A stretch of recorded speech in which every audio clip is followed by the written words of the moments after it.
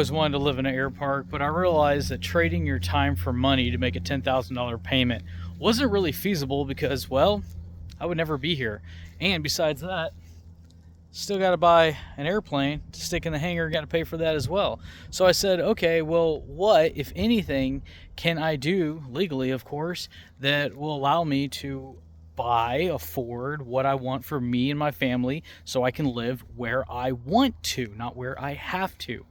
And real estate investing came up very quickly. I read every single book I could, and over the years, I've found the easiest way to invest in real estate. It's buying directly through wholesalers, using private money, using hard money lenders. I show you how it's possible to make an extra 6 figures a year, literally still working your 9 to 5, just doing this on the side. Check the link below, and I will see you on the inside.